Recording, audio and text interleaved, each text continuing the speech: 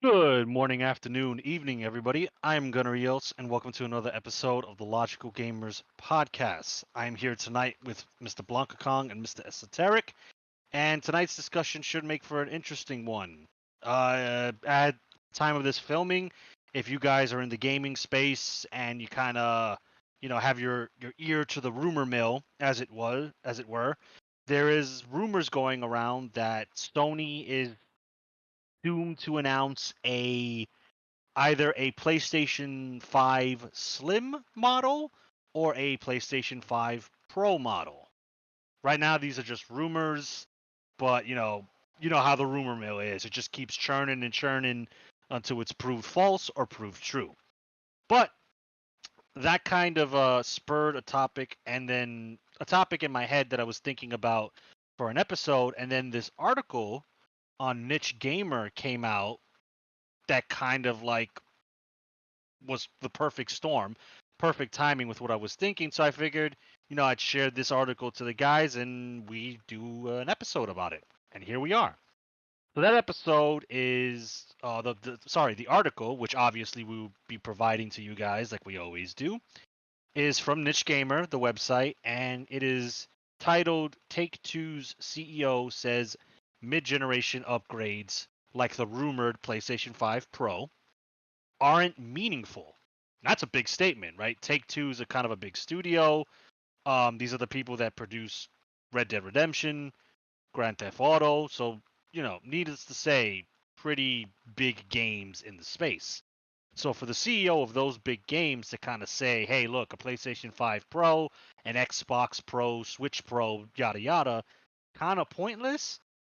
That's more than just like an indie dev saying it. So basically, to sum up his argument, he says that you know the mid-generation upgrades don't really mean a lot. They don't add a lot, and if anything, they kind of hurt developers because let's be real, a lot of people do not adopt a mid-generation upgrade. They don't really get a PlayStation 4 Pro, for example. Most people stick with their base model PlayStations or their base model Xboxes or whatever the case may be. And what Zelnick was trying to say is that sure, you can have a pro version of a system and it could be better, it could have faster load times, it could have more RAM, have bigger graphical fidelity, and all the bells and whistles that come with a mid-generation upgrade. But if you're a developer and a publisher, you still have to cater to those millions of people that have the first iteration of the system. So even if they do come out with the PlayStation 5 Pro and it has X, Y, and Z improvements, Take Two is seeing it as, well, we know for a fact that not everybody's going to immediately sell their PlayStation 5s and get a PlayStation 5 Pro. So when they develop games, they're not developing these games with the PlayStation 5 Pro in mind. They're developing with the majority of the install base that is currently and still using the base model, the launch model. So, this also ties into another kind of facet of this generation is why is Sony making a mid-generation exclusive or a mid-generation console upgrade when it seems like the PlayStation 5, and I'm focusing on the PlayStation 5 because that's the system I have personal relation to. I recently bought a PlayStation 5 myself 4 years into the console's life, so I think this topic is kind of relevant. So that's why I mentioned PlayStation, and the same applies for Xbox. But why this console generation seems slow to kind of get started as compared to like PlayStation 3 to 4, Xbox 360 to Xbox, stuff like that. So we kind of dual topic in this one. So, I've spieled enough. I've kind of given the intro. So I'm gonna pass it off. We're just gonna initially share our thoughts about the article. How do we feel about it? Do we even own any of these next generation consoles?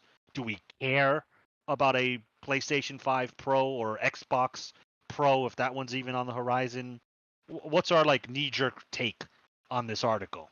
So at that, point, I will pass it off to whoever wants to take the floor next, and just give me your opinion. Do you want to go or Okay. should I?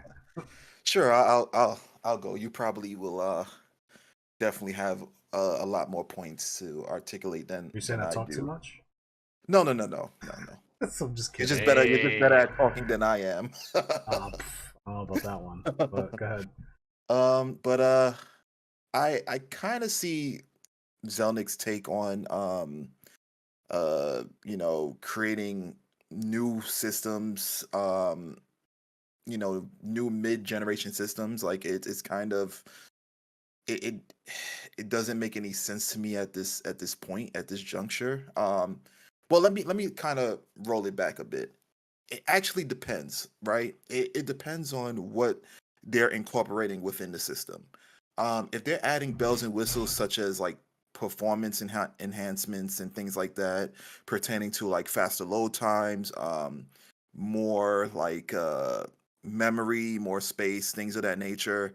I really do see the potential in it, but I don't see the necessity behind it, right? Now, if we kind of like roll back certain iterations of systems, like quite a few years back, I'm speaking more so to like the 3DS, right? Where we received the smaller version, then we received the bigger version. Um, that people could have just dealt with, like you didn't have to upgrade if you didn't want to. However, what was a big important component that they added towards their mid-generation model was the new analog stick, and I felt like that was really revolutionary for their 3DS um, platform. It allowed for easier maneuverability for certain games, especially Monster Hunter. Like we did not really have to. The claw was optional for my Monster Hunter players, right? Where you had to utilize the D-pad to look around. Nintendo came out with a new model of the 3DS where they had a nub that act as a right analog stick, and I felt like that was a good component to add during a mid-generation console because it definitely changed the way in which that you play. So that's what I mean by it depends on what's being added to the system. Currently, I think what they're going to add with like the PS5, I'm not sure what the new specs are. I think for the most part, if I had to guess, it's just going to be just a remodel. A lot of people think that the current model that they came out with is ugly. It's not aesthetically pleasing whatsoever. Um, I personally don't have an issue with it. I don't care, whatever. It's a console for me to play on. But I can understand that it does look like Kaiba's jacket from Yu-Gi-Oh! For all my Yu-Gi-Oh! Fans out there. Or space vaginas in this group. That's how it's Yeah, referred to.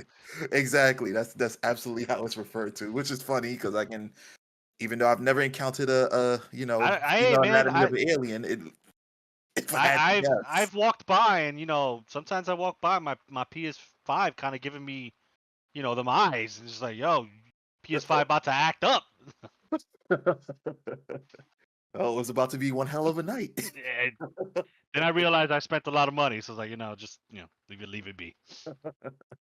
But yeah, like I don't see any additional components at this time that they can add to the PlayStation or to the Xbox that would enhance the game the gameplay, right? Even with the Nintendo Switch, because they came out with the OLED. Yes, the OLED looks really pretty. The resolution is amazing on there. It has a slightly bigger screen size, but the other things that it offered, which were just extra battery life and the dock having a Ethernet port, like did it really need that? I I don't think so. I felt like it could have been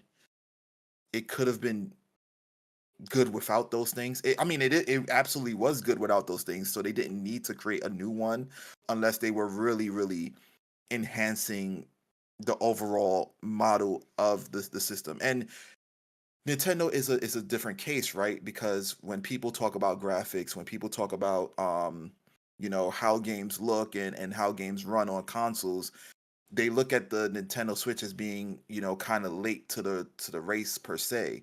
So if they were to come out with a newer model that actually installed all those components to kind of get them a better footing in the graphical race, then I would say that's completely fine. However, with Sony and Microsoft's perspective, I feel like it's negligible. Like, what more could you add to it uh that is absolutely necessary for them to have? I personally don't see it. Um, I can So understand the difference between the PlayStation 4 and the PlayStation Pro. It was a significant increase in terms of like performance, from what I experienced. But what are you going to do with the PS5 now and take it a step beyond? Are you just going to get that extra few milliseconds of less load time? Like, what my that's my thing. Like, what are you going to do? I think anything at this point is just them flexing their muscles and flexing the fact that they're capable of doing something new. Um, so yeah, I don't know. Personally, I don't see the point unless it's a game changer, like like I said with the 3DS, where they added a new component to make gameplay, um to make the gameplay experience better. You know, yeah, that's pretty much my take on it. So real quick, before Kong gives us his initial take. Hmm. Funny you mentioned the new 3DS, and you mentioned the nub, which is a physical aspect of the system. I also thought of the new 3DS, and Nintendo's selling point for that console was that it was going to be beefier and be able to play games, and they even had 3DS titles that were specifically marked as new 3DS games. Yeah, There was Majora's a Mask. right, Majora's Mask. The one I remember is Xenoblade Chronicles, which at the time was a Wii game, and that was like the big selling point. It was like, look, we have what at the time is a full console game portably. Now, what became of the new 3DS games? They died a death. For the rest of the 3DS's lifespan, to my knowledge, there were no other exclusive new 3DS games that required you to own a new 3DS. The reason for that is what Zelnick is talking about. Nintendo or the third-party developers that were developing and making games for the 3DS, they knew that not everybody owned the new 3DS. They knew a vast majority of the Nintendo install base was using base model or maybe one generation up of the 3DS, which was not the new 3DS. So we never saw new 3DS games ever again after that initial batch of games for when the system was launched. So I think like even back then the theory was kind of sound. Like we didn't see every game become a new 3DS because developers were like, hey, look, not everybody's buying the system, and we want to make money at the end of the day, so we're gonna make money for the console that the majority of people own. So just because I know you mentioned the new 3DS, and I also thought of that, and yeah, I think you could count the number of new 3DS titles on one hand. Yeah, I pretty much, and sorry to, I know Kong is eager to, tell his point. Um, my bad. Yeah, go for it. Yeah, I initially thought of the 3DS because, it catered to it added a new physical feature that allowed for better gameplay. I completely forgot that they only did a few games that was solely for the new 3DS. And I completely understand it because at the end of the day, you know, these these developers are tethered to a business, right? So all what do businesses all care about? Money. And if they can make more of it with less work, they're going to do so. And so with that being said, if the majority has a certain platform, they are going to cater to that platform until the transition is complete. You see that with mostly like with almost any new system that comes out. You'll see, let's say for example, you'll have a PlayStation 3 and then the PlayStation 4 comes out. There'll be a couple of games that are for both platforms, because what they're trying to do is they're trying to uh, dip from both bags per se. They're trying to get the people who are so eager to acquire the PS4 because it's the new kid on the block, it's the new system in town, but they also want to make sure that the PS3 owners are accounted for, because some people are not able to spend such a big sum of money at such a immediate time. So essentially what they do is like, well, we know that most of our consumer base will not spend the $400 or $500 immediately. What we can do is cater to them by pushing new games out there for that old system, because they most likely can do 60 as opposed to 400. um and what we'll do to kind of get them enticed to buying the new console is we're going to add new features solely for the newer for the PS4, and that's how people are like, well, I'm missing out on these features. I got the game, but I'm missing out on these things, and they kind of gradually go into the next platform, and that's typically how it's done. um but in this case it's like, well, you know I guess I have a foresight block, because I don't see what else they can add to it currently that will make it any different than the base model that's currently out for the PS5. And yeah, that was pretty much what I was gonna add to your point, Gunner. All What right. say you, Kong? All right, so where do I start? You guys said so much. Mm. So for 3DS, new 3DS games, the ones that come to mind that I remember seeing are Xenoblade Chronicles, Fire Emblem Warriors, and Minecraft. Those are like the main ones that people were asking for at the time. Minecraft, okay. Yeah. So, but and then as far as like the article's concerned, Xbox doesn't, according to Phil Spencer, there's no intentions of having a mid-console, um, like remodel. So Xbox isn't doing it. And they don't. I don't think they have a reason to, right? Because their console sales are like pretty bad right now compared to like Sony. So I don't think it makes sense for them to do that. But the reason why companies or manufacturers make or do like mid-generation console upgrades or remodels is to recreate hype and to inflate their sales numbers, to get consumers that have already purchased your product to repurchase the product. So a lot of us are guilty of that, right? Like, Yeah. At least for PS3, right? Like well, that's not true. I bought the Generation 2 PS3 and I still have it here to this day. I never bought the other one. But like I know a lot of people have, PS3 for example, they bought the initial PS3 fat model, and when the slim model came out, a lot of people traded in their fat model for the new slim model. I know for 360, I absolutely did that. I had the original white model. And for me, my PS3 trade-in was not by choice. That was when the yellow light of deaths were coming out for the fat ones. And killed my baby. For most people, I would say it's by choice. People, it's by, hey, I want the latest model. I want the best of the best, right? And so Sony, Microsoft, Nintendo, Sega, they know this, and they listen. They have investors to maintain and shareholders to maintain. So they have to create more sales, and in order to do that, one way is, well, we can relaunch the system. We can beef up the power of the system. We can give it a new shell. We can give it a new look. Whatever, add a few new bells and whistles, and the consumers will buy if they're interested. And so that's why they do that. That's why the 3DS has like 6 different iterations, because Nintendo every year they have to like, okay, well, what's new? What are we going to do this holiday? And so that's why they do it, right? And for Zelnick and companies like Take-Two, for them it's a headache, because it's like, okay, well, we want to utilize the power of this new machine, but we also can't leave the early adopters behind, because that's money we're leaving on the table.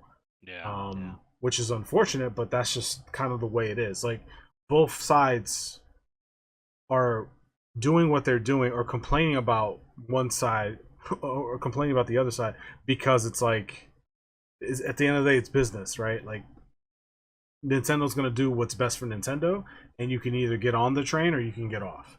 And Yeah. Take Two is either going to get on the train or get off, and they're most likely going to get on the train because they want that money.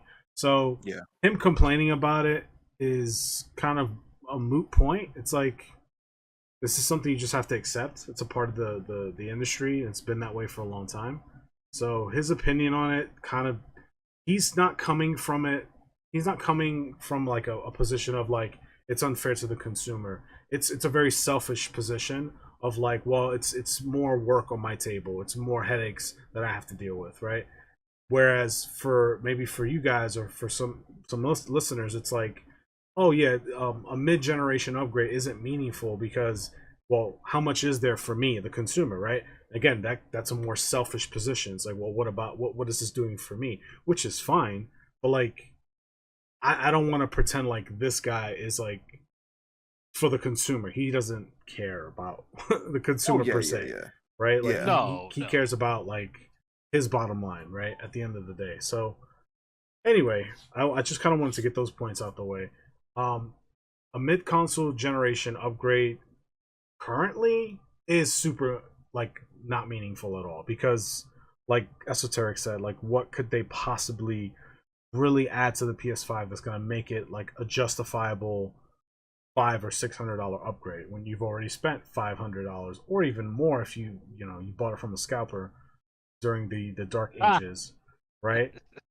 Yeah. Like, what's the point? Because if you compare a 2020 model PS4 or PS5 to a 2022 model PS5, there is a difference, right? The heatsink was changed. There's a considerable weight difference. Like, if you hold both models in your hands, you can tell the weight. There's like a 2 or 3 pound weight difference between the two models. Is because the heatsink in the original model is huge. Khan told me that. Yeah, it's huge, and so a lot of people who have the early model PS5s, they're now starting to experience issues where their consoles are shutting down spontaneously when they're playing certain games, and that's due to the heatsink, which was addressed in the newer models. So manufacturers could just do that, right? Upgrade the hardware just over time without making new hardware, so to speak, right? Air quotes. But most people don't know that, right? What I just mentioned about the heat sinks. That's not something that's advertised or really talked about unless you dig for that information. So Sony, for example, could kind of force people to upgrade with a new model, a new, like, oh, this is the new PS5 experience or whatever the hell, right? And change the look of it. More people are more likely to adopt that new model. So, and listen, most people are fickle in the sense that they don't do the upgrade because they're going to utilize the new features. They do the upgrade because it's like, well, it's the new upgrade, I gotta have it. FOMO. That's why the phone industry is just so ridiculous to me. It's like, we have a new iPhone every year, and it's like they add like the smallest minute fucking features to it and charge you like hundreds of thousands of dollars for like, they're even more expensive than video games. Which is like, why? Like, and I know people who upgrade every year, and it's just like, I gotta get the new phone. I'm like, what the fuck? Like, why? Like, are you really using the new features? Like, I know some people are, but it's more of a status thing. Let's be real. Yeah, exactly. That's definitely what it is. And listen, if that's what you want to do, that's fine. But I'm not of that like mentality. For me, it's like, once I find the model that's like right for me, I stick to it. I still have a PS3 PS3 Generation 2 model. I have the Xbox E model, the 360E model. That's the best one that's in that family of consoles. I'm good. I have a fat PS2 because there's no reason. Like, if anything, the fat PS2 is better than the slim PS2, if you ask me. It doesn't heat up as fast. So, I don't know. Like, I don't care about what's new. I care about what works best for me. And that's kind of where I put my money. So, yeah, those are my initial takes on the article. I'll let you guys take the floor again to expand on anything. So, you brought up a good point. Like, these companies, developers, publishers, console manufacturers, they're all after the mighty dollar. That's 100% true.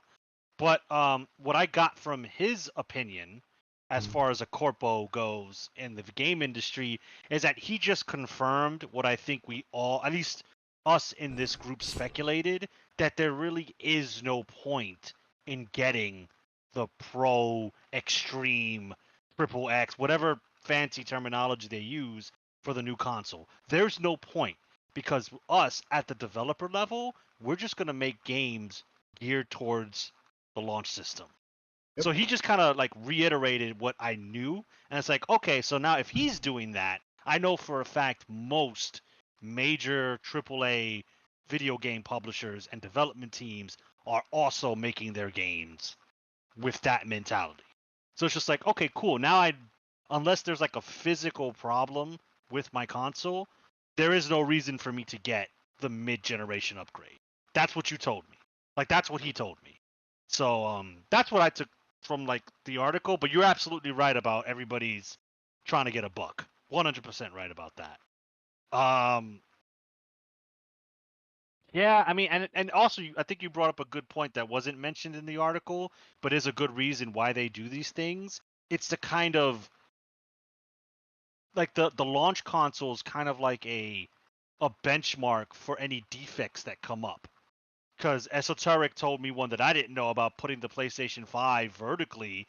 The fucking heat paste eventually starts leaking out of the damn thing because of gravity.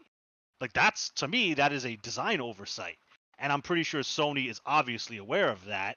And then the heatsink issue, Sony seems to like immediately rectify that for late adopters like myself. But I think another reason they do these mid-generation redesigns is to kind of, all right, we know what defects are in our console now, so when we redesign or we make the new design, we're going to make sure those defects no longer exist. And we're obviously not going to tell that to the consumer, but the consumer's going to go, well, my PS5's been acting up, it's been overheating, the fan has been revving up incredibly hard.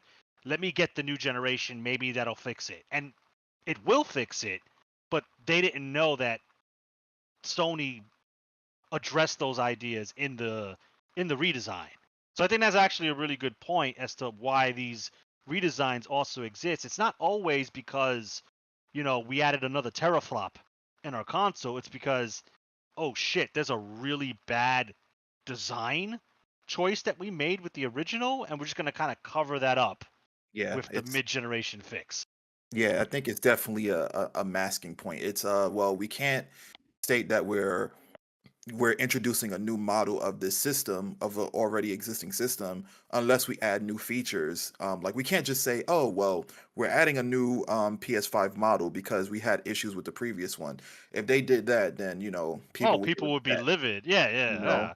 So they're like, okay, well, what are the most minute things that we can add to it that will not hurt our pockets? Okay, we're just gonna add, like you said, maybe an extra teraflop, and I'm just speaking like random metrics into the air, right? Let's add an extra teraflop, or we'll add like an extra 20 gigabytes to the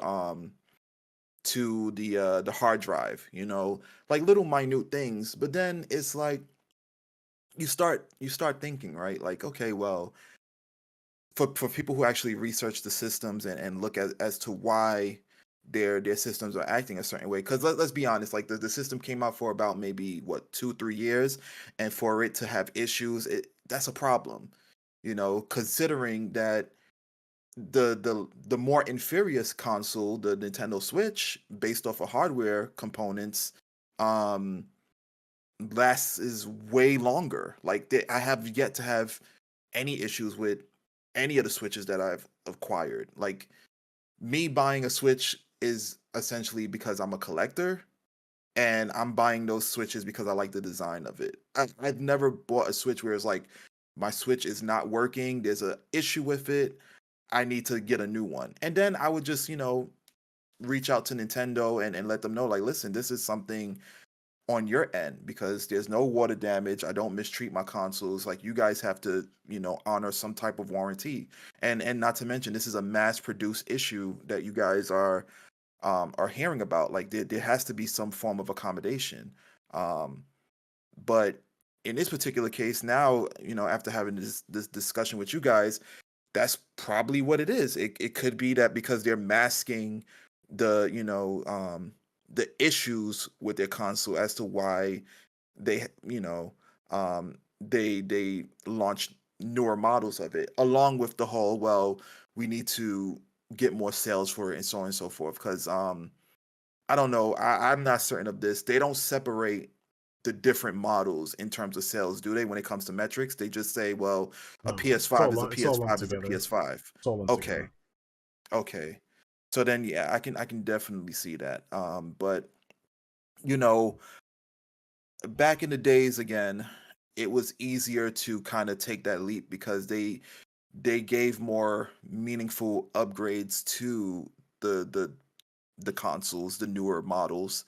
But now it's, again, it's like it's negligible. I don't see Well, it's what they because can. we've had this conversation. I don't know if on recording or definitely like not recording, just like Mhm. off the cuff. You know, the industry, the gaming industry has plateaued. Like we've hit a point where it's like there's not much more advancement we can really do anymore. Like if you look at the 16-bit era to the 32-bit era, Big jump. onto the 64-bit era, like these are huge leaps, right? Mhm. From the PS2 to the PS3, pretty huge leap. From even PS3 to PS4, pretty substantial leap. After PS4, that PS4 generation is like, okay, this is kind of like as good as it gets, really, from a graphical standpoint, from a content standpoint. Like now we're starting to go back, right? Like Assassin's Creed Mirage, the new Assassin's Creed game is going back to its roots. That's what they're saying. Like we're going back to the original design, and everybody's so excited for it. And it's like, yeah, because the original design wasn't necessarily broken. It was fine. It was just a game. Yeah. So I don't know. This is gonna sound like a conspiracy theory, but I think a lot of companies, most, maybe all, produce their hardware with intentional Faulty. defects in Mhm. order to generate more sales. We're seeing that with like stick drift on modern controllers, right? And then Sony releases like their Edge controller with the exchangeable sticks. It's like, that seems a little too like coincidental of a thing to like to have, right? It's like, I don't know. I No, no, absolutely agree. you're right. I agree. Planned obsolescence is a thing. Yeah, Yep. so I think that's a part of it too. The whole like the adhesive tape that you were just talking about, having the PS5 standing up, like that's something I'm sure they knew about. But they're like, well, listen, how long would it take for people to really catch on? 2 to 3 years. Okay, in 2 to 3 years we'll have a new model. It'll be fine, right? And But in it's 2 to 3 years their warranty will be expired. They'll be forced to upgrade. yeah, and it's not only that, it's also they're hoping that the handling of the system is by the consumers is poor. So working, Kong, you've worked at a gaming establishment, so you understand, like, you get systems on the day to day that people come in with, like they come in dirty, misused, mistreated. So I think companies are kind of incorporating that metric as well, to be like, well, for somebody who's meticulous as I am and who takes care of their stuff, you know, they're expecting the masses who don't really do that per se to be like, well, it was my fault. I mistreated the system. So therefore, whatever defects it may have, I caused it. Mm. I put the coffee cup on top of the PS5, or I kept slamming my controller several times because I lost in a game.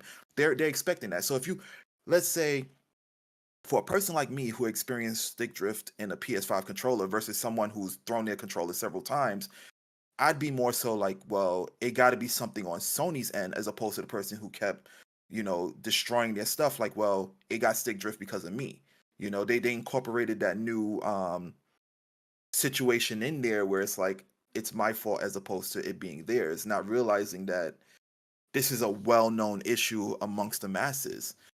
Luckily, knock on wood, I haven't experienced any stick drift as of yet, but that could be due to the fact that the controller is rarely being used, because like the PS5 is the least system I play. Is usually the Switch that I play most of my time in. So I wonder that why could that also be a is. factor. Ah, Because they understand how games are. They understand what games should be at this point. They never fell off the hill, so to speak, when it came so to making a good game. But that's another so I topic for mean, a okay, podcast. that was unintentional but very well timed.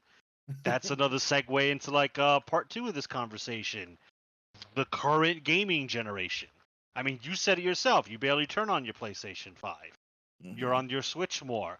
I recently got a PlayStation 5 after what, 3 or 4 years of the console being out now. Yep. Now, in my opinion, there are games that are not even exclusive, right? Games that are now kind of like only coming out for the PlayStation 5 or the PlayStation 5's the better deal. And my PlayStation 4 Pro, because I was one of those guys, I got a Pro. She did good. Like she pulled her weight for a while, but I noticed that like the fan was constantly like jet engine noises, and I never had any overeating issues. She was getting up in there. She was getting up in age. So I was like, all right, well, I want to play Armored Core, even though that's not exclusive to PlayStation 5. I want to play it on the PlayStation 5. I want to play Dragon's Dogma 2. That will only be on next generation systems. I want to play 40K Space Marine. That will only be on new gen, this I guess current gen systems. There is now a decent enough backlog of PlayStation 5 games that, in my opinion, justify me owning the system. So I figured now, and I had the money at that point, I was like, let's do it. But I don't know, man. It seems like there's a lot, like this console generation is slow to start compared to like PlayStation 3 and PlayStation 4, PlayStation 2 to 3. I know like the first year or two is always hard for a console. I remember when the 3DS first came out, I was playing fucking Dead or Alive, and I don't even like Dead or Alive because that was the only thing to play on the damn thing until eventually games started rolling out. But with this generation, it just seems like why get a PlayStation 5 when they're also putting the games on PlayStation 4? Resident Evil 4 was also on PlayStation 4. Fucking Armored Core 6 will be on PlayStation 4. Uh, I mean, a lot of the Japanese RPG games that I play are also on the Switch and PlayStation 4. So it's just like you're not really doing much to kind of pull me to the current gen. And I read a recent article this earlier in the month that that EA is gonna port Jedi Survivor, the latest Star Wars game, the sequel to the last one that came out. They're gonna port it to PlayStation 4. So it's a reverse port. It's not we're porting an old game to a new system. We're porting a new game to an old system. And Yeah. that just goes to show that like the PlayStation 5 install base is not where EA wants it to be. And I don't know, I just found that very interesting. And it's just like, I don't know, to me it feels like this console generation is just slow to start. It's like not really taking off even after like a couple years of these consoles being in circulation. And I know we had the lockdowns and whatnot, and that made finding a PlayStation 5 very hard. I understand that. But assuming we weren't locked down for 2 years, I don't think the PlayStation 5 would have taken off because looking at the games that came out for it, I didn't see a reason to jump in, even if I wanted to get one during like 2020. So, how do you guys like feel about that? I know you, Esoteric, were like, you got your PlayStation 5 kind of when it first came out. Kong is Xbox Nation, so he's with the X Boys, and I just recently got mine. So like what is your opinion on? Do you also feel like it's slow to start? I can definitely say it absolutely was slow to start. I mean, Sony can have an out that the pandemic attributed to their slow start, but this has always been an ongoing pattern. Like I remember when I acquired a PS3 relatively early, like one of the games that they had, like they didn't have a great start. Like I think it was Lair that they had as one of their like launch titles to promote the 6-axis controller and stuff like that, and that game was terrible among the other games that they had. So that was a slow start. Yeah, as you said with the 3DS, Dead or Alive Dimensions, I think it was called, or something like that. Top time. That had a slow start, which I like Dead or Alive. I'm into fighting games, but I that wouldn't be my go-to system to actually play fighting games. They played relatively well, but fighting games on the 3DS wasn't that great. The Street Fighter 4 port wasn't. I mean, in my opinion, it wasn't that great. But I'm kind of going off on a tangent there. I think for the most part, that has been the ongoing pattern. Like a lot of systems had a lot of slow starts. I think the only one that hit the ground running was the Nintendo Switch because of Breath of the Wild. It was a launch title to kind of satiate the masses until better games came along. Because aside from Breath of the Wild, you had Street Fighter HD, which I liked, but it wasn't really a starting. It wasn't a starter in my opinion. They had Bomberman, and a couple of other titles to that I wouldn't want to acquire for the Switch, but because of Breath of the Wild, they had a great starting point. Now, if you roll back, I think the next best starting point that they had for a system was the 64 with Super Mario 64 and a couple of other titles. But with the GameCube, not a lot of people loved Star Fox Adventures. That's what they had. Luigi's Mansion. I think it was a hit or miss for some people. So I'm just saying that there's a pattern where systems are starting relatively slow at launch. Um, the PS5 again did have an excuse pertaining to the pandemic, but I agree with you, Gunner, that even if there was no pandemic, it would have been just as slow. Um, I don't recall the launch titles for the PS4 though, but I'm pretty sure it was I know just one was Killzone. It was like the last Killzone that ever came out. Liberation, I think it was I called, believe or so. one of those things. Yeah, I think that's just an ongoing pattern for most of the release dates of systems. So to give Sony that excuse pertaining to the pandemic, I think it's just meh. It would have been that way anyway, in my opinion. But I acquired the system mostly from a business perspective. I felt as though me being the lucky owners of the PS5 would garner a lot of viewership for my Twitch streaming. But then I had to also understand that just because I have a PS5, the games kind of go hand in hand. So if there wasn't much to play, then the PS5 would be nothing more than a paperweight. And I must say they had quite a few games. They had Demon Souls, which was a remake. They had Spider-Man, Miles Morales, and well, let me not say quite a few games. I need to retract that statement.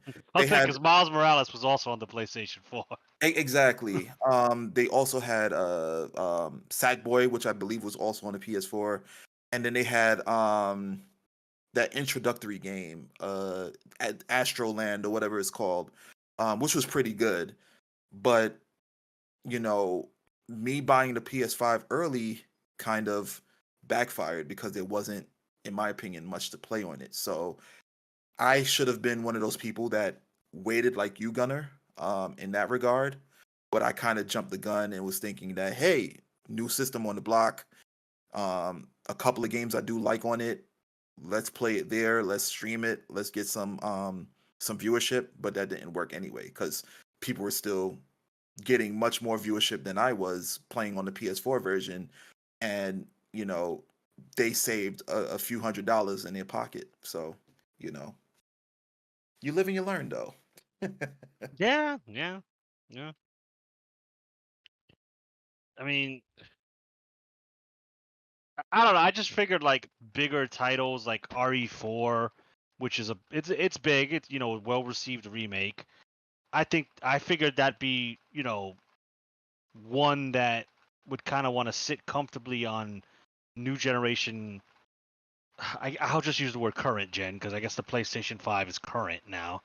That's Yeah, true, but it's from a business perspective, you're letting go easy money off the table. but see, that goes back to That's the problem. the article where it's just like, again, like the pandemic just kind of like fucking hammered that home, where people like Capcom and Square Enix were like, bro, we can't release this only for the PlayStation 5 and the new Xbox, and we can't do that because, they have eyes. They can read what's going on. They see like people can't get PlayStation 5s that want it, and Sony doesn't give a shit because their systems are selling, whether they sold to a scalper or they sold to an actual, consumer.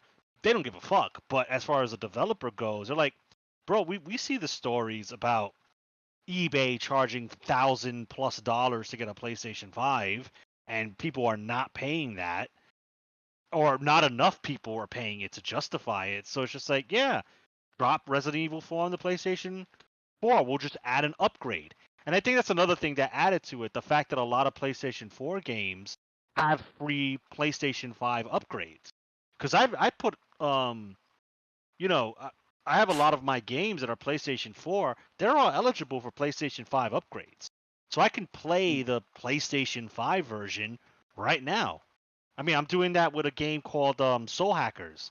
Soul Hackers 2. It had a free PlayStation 5 version, so I get to still use my physical PlayStation 4 disc, and I don't have to get the PlayStation 5 version. So that's a cool feature, and I appreciate that because that allows me to essentially transfer my PlayStation 4 library into the PlayStation 5, but that's not helping with driving sales of the PlayStation 5 because it's not creating that exclusive Barrier. ecosystem.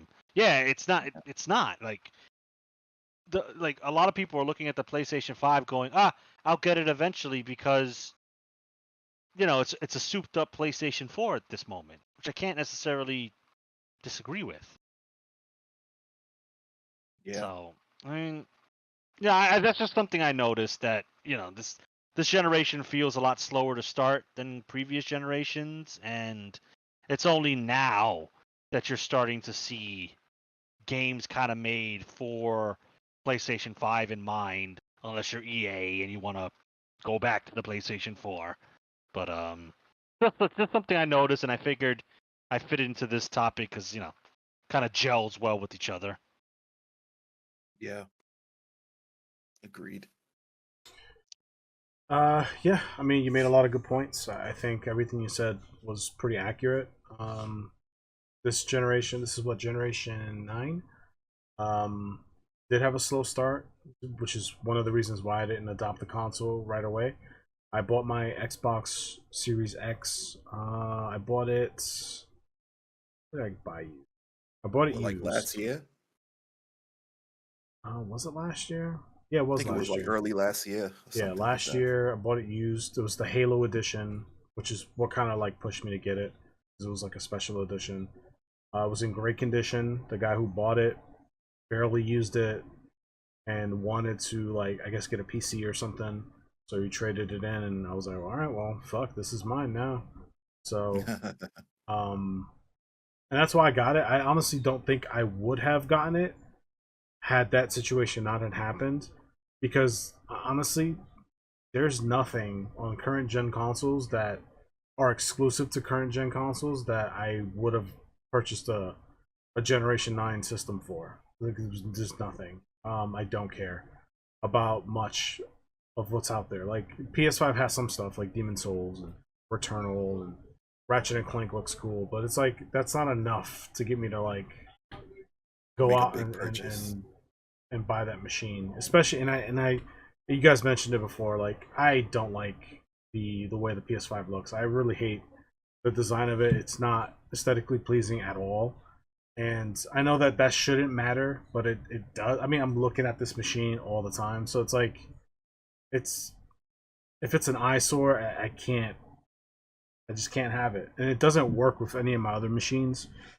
So it's like, nah, I don't have a game reason to buy it, and I hate the way it looks. So it's just like I'm definitely not buying the shit. Um, and as far as PS5's new, like this is all rumors, by the way. Like there's nothing confirmed. Yeah.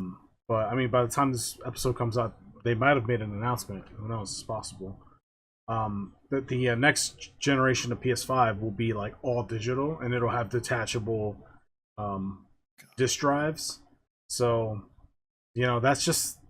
That irks Uh, me so much. That I just mean, and currently right now, PS5 vanilla PS5s are on sale, $50 off Well, everywhere.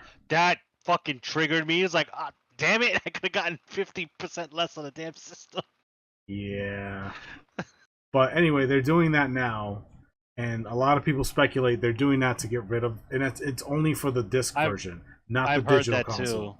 too. Yeah. So the speculation is, well, they're trying to get rid of the stock that they have, um, get it out of the way, sell it, and then make space for like the new all digital PS5 version 2, with the detachable hard drives for boomers like myself. oh god, like even for boomers like us, like I don't think any of us would buy that travesty. Like I might get it. It depends. If it doesn't look like an alien vagina, number one. Number two, if the disk drive is affordable and it doesn't look too tacky, I might do it just to retire my PS4 Pro. The only reason I have a PS4 Pro is because there was a Monster Hunter World Edition, so I had to get that. Otherwise, I would have just stuck with my PS4 generation 2, because I think that's probably the best PS4 um, version there is. The Slim, I think the Slim which is really oh good. that was just okay. Yeah, I the I Slim is very skipped very over that good. one. Um, so yeah, I don't know. We'll see. Because the way I see it is, if the disk drive is detachable, then if it fucks up, then I could just buy another one, right? Versus if I had, like, let's say my PS3 disk drive fucks up, I have to get it, like, I have to go to a tech and get it like replaced by, or I can do it myself, I guess. But like, if it's That plug is and a play, like that's easier for me to deal with. that is a fair point. I that makes perfect sense, but I don't think that's what that. Okay, so it makes sense from a consumer perspective because it's detachable, so you can always just, if at the worst situation, you can buy a new one. However, I think from the business perspective is that's their way of trying to wean off people from utilizing disk, Oh yeah, 100%. because they're basically like, well, it's kind of like, that whole argument between buying something that incorporates free shipping versus buying something and shipping is not included. It's in their case, it's not included. So it's like, damn, I have to buy an extra attachment for physical copies of games. You know what? I'll just do digital. I'll just, Yeah, forget about that. a lot of Um, people will do that. Yeah, sure. so, that's what I think their perspective is, which is why I personally don't support it, and I don't support the full digital one either, because there has been instances where they've taken games off the market. Look at was it Ubisoft? That's like, well, if you're not using your account, we're going to remove you entirely off of it. I believe it was Yeah. Ubisoft. Hmm. Yeah. So with them having that type of mindset, I can only imagine what's being spoken around, the business atmosphere. Um, they just want, I think it's also this, right? I think because they are realizing that the the strides that they're taking to upgrade consoles are that much negligible that they're trying to control the sphere in games, hence why they're pushing digital, because it's like eventually you're gonna reach your peak. You can make games look but so much real, but so much smooth. So they're like, because that's going to become stagnant, that we need to get a market off of on the digital games, and kind of control that atmosphere to make up for the lost sales of whatever potential new console they're coming out with. That's my take on it. I think Hmm. there's a good chance that Generation 9 consoles are the last time we have physical consoles. I could see PlayStation 6 being a service, like a service on your smart TV or something like that. That's Oh very my possible God. too. Oof. That sounds so frightening, man. Like that is very, very frightening because it's like, we came from a generation of owning physical, data. So let's just, call it that, from whether it was cartridges, video cassettes, CDs, et cetera, et cetera. Now it's like you're seeing that with every aspect of like business. Like it started off with Netflix, right? Netflix, they're like, oh, we're gonna send CDs to your home where you can watch videos. And then they kind of like gradually took that away and was like, oh, we're gonna give you a digital platform to make it easier for you to, view shows. Not to mention there's no commercials, and we're gonna give you all the episodes in one go. So you can watch them back to back to back to back at your leisure, so long as you pay for a subscription. Now, fast forward, they're taking most of that shit away. Like I'm watching a show currently, and every week I have to wait for a new episode to drop. So it's like you guys promoted this point that pushed me to acquire your services. You destroyed Blockbuster, which was nostalgia. I loved going in there, looking at the games I could borrow and take back or whatever. You destroyed Blockbuster based off of your business model, and then now you're kind of going back on that business model. So now you got shows that are coming one episode a week. Um, now you're taking away the utilization of having multiple devices on one account. Like you're doing a whole lot to kind of constrict us from using it the way that we initially have been using it. And I feel like that is what all these companies who control the digital sphere is trying to accomplish. It's like, oh, you got that new Scott Pilgrim? Oh well, too bad. We're gonna take that off the market. Oh, it's not downloading on your system. I don't know what to tell you. So it kind of sucks. It's a really if Gen 9 does incorporate that model, like full on, no digital, I mean no physical whatsoever, I think that's where I'm going to stop climbing the mountain. I'm going to stop and start climbing back down and just backtracking to, old games and so on. That's it. That. Yeah, I mean, I agree with that. I'm already doing that. I've kind of gone back and started buying a few PS2 games and kind of Yeah. returning to Monkey, as it were. Yeah, because modern games are just kind of whack. We were talking earlier about, like, I had just recently acquired a Steam Deck, and I wanted to play it the night I had gotten it. I wanted to test drive it, so I downloaded like Yu-Gi-Oh! Master Duel, because I haven't played Yu-Gi-Oh! In so long, and I was like, you know what, I could. This feels like a great device to play like digital card games, and so I tried to boot it up, and fucking maintenance, because that's a game that requires you to be connected to the internet at all times, and I'm just like, oh my god, I just want to play the game. So that's modern gaming in a nutshell. Shit sucks, but hey, at least we have the option to go back, collect some older games, and we'll always have those to go back to, worst case scenario. So Well, Yeah. I have a question regarding this. sure. Because we were all born within an era where, things were like on the climb, right? And we also, within this era, we also notice things that are kind of sort of being reinvented, right? Like, let's say, for example, you have movies. You have movies that came out within our generation early on in the years, and now they're kind of bringing those back, um, trying to reimagine. Like let's say, for example, Lion King, which was a masterpiece back in the days, the original cartoon one. Now they're reimagining it with a CGI version of it. Do you think that this same thing will correlate to gaming? Like they'll plateau when it comes to graphics and whatnot, and then they'll kind of like go backwards, like, oh, we're I mean, it's making this already into happening. We're getting a remake for Metal Gear 3. We just had a remake for Dead Space and Resident Evil 4. They're remastered. They just remastered, air quotes, remastered The Last of Us remastered, and apparently they're gonna remake or remaster Horizon Zero Dawn, which came out 5 years ago on PS4 hardware. They've already hit the fucking limitation. They're like, well, we're kind of out of ideas, and we don't want to take a chance on any new IPs. So, you know, we've already hit it. We're already seeing it. So that's an excellent point. But what about hardware wise? Do you think that they'll take a we already know they're taking like a decline in hardware in terms of like, yeah, they're adding new stuff, but it's not much. Do you think that they'll kind of do the same thing where it's a remastered PS4 or whatever, something like that?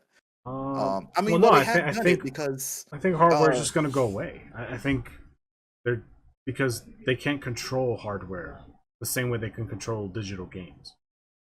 yeah, that makes You sense. know what I mean? The That's why they reason, keep remaking hardware is to extract more money out of the consumer base. that makes sense. The reason why I asked is because it kind of, I started to get to thinking about, you know, the older consoles like the SNES and the Sega Genesis, how they re-imaged those and made Mhm. them more of like a digital compact size system, and they kind of like um distributed it back to the masses, like, hey, you could play your old games and stuff. So I was like, do you guys think there will be a time where they'll be like, oh, here's a PS4 here, or a PS3 that's been remodeled in the same way that they did with the SNES and Yeah, Genesis, I could and see that. package that? Mhm. But I think if by the time that something like that would come about, it wouldn't be a physical thing you would buy. It'd be something you'd download. So you would download the PlayStation 2 Classics app, which will allow you to play all your the PS2 classics that we tell you to, Mhm. on your smart TV or your smartphone or whatever. I think that's the future because PlayStation or Sony, they lost a lot of money on the PlayStation One Classic for a lot of reasons. A, it was overpriced.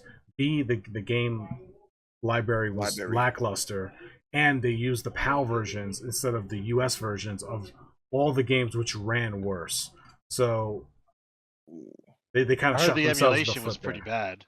Yeah, because they were running the PAL versions and not the fucking North American versions, which ran, had better frame rate and just ran better in general. Um, Oof. so like they kind of shot themselves in the foot on that one. But like, think about how much money they spent on hardware, manufacturing. They had to like kind of reconstruct this shit and like put it, package it, put it together. Now, if it's just a digital app you download, think about how much money they save there. That is true. So Yeah. that's where they're headed. That's where they're going. So I don't like it, but Yeah. I could see it though. And also I would like to add, I think in terms of like the whole quote unquote console wars, I think the reason why Switch is winning is because they're like, first of all, they're in a league of their own. You know, they're like, we thrive off of exclusivity. So we our most of our exclusive titles are amazing and they sell.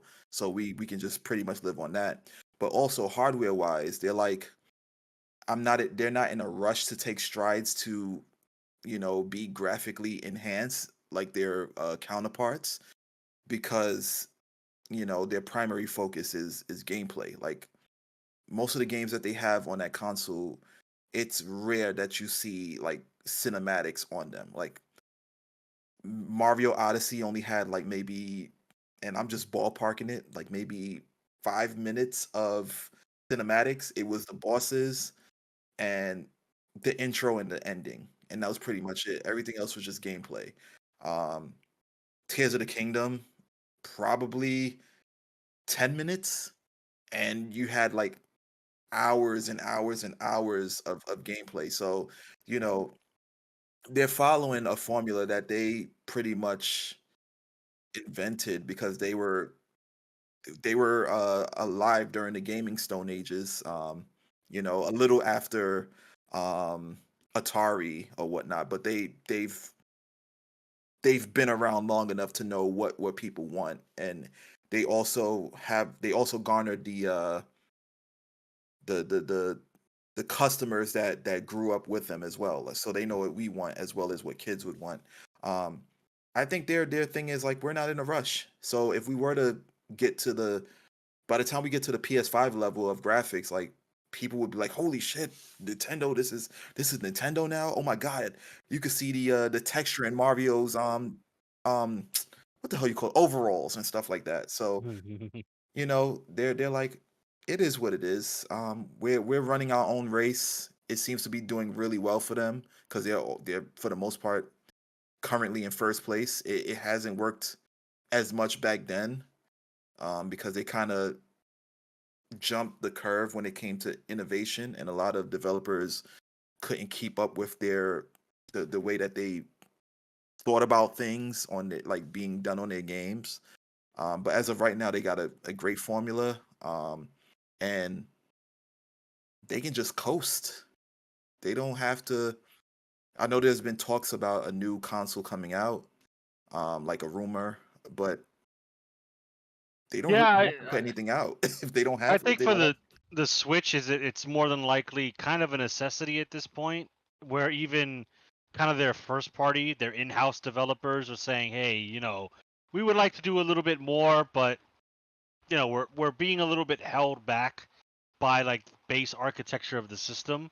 Like it's doing great for the games that are coming out are great for what the system can do, but I think for the Switch it's due for like a little bit of a bump in hardware. Again, it's not going to set the world on fire. They don't need to set the world on fire, but I think the Switch is more warranted. At this point, it wouldn't be a mid-generation update for the Nintendo Switch. It would be a brand new console. It would be the Switch successor. My money is on it still being Switch-like, still being portable, a hybrid console. I hope to every deity under the sun that it is backwards compatible, so my library just doesn't become obsolete in a day. I have faith it will be, and it'll be better. It won't be amazing, but it'll keep Nintendo going. Yeah, I definitely agree with that. I'm wondering if, well, I personally think that I don't ever see them coming out with a non-hybrid console anymore. I think this is just going to be it for them. Like it's just going to be portable. It's going to be always going to be a dock available. I think this is it. I think they set the tone for that, and I think they're going to continuously move forward with that. Um, I don't know if they were to like proceed with graphic enhancements. I don't know how much that would hinder them because it's really hard to compact components in a portable system uh as opposed to like a stationary system. But then again, by the time that they decide to do that, technology would probably have advanced where a graphics card, so to speak, is the size of the palm of your hand, and the output is just amazing. So we don't know. We'll see.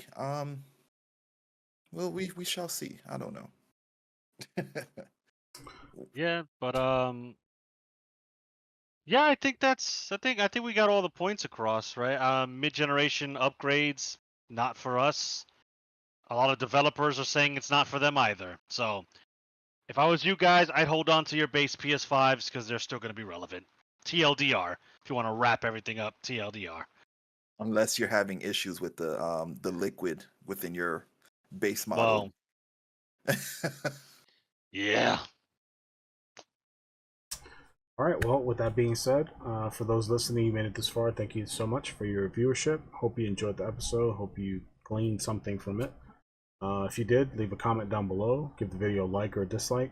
Subscribe for more content. We do videos or podcast videos like this every week, Wednesday, 12 p.m. Eastern. So definitely subscribe so that you're notified when those go live. We cover a variety of topics from gaming news to gaming opinion pieces to tier lists to trips down memory lane, of the gamers past to other topics.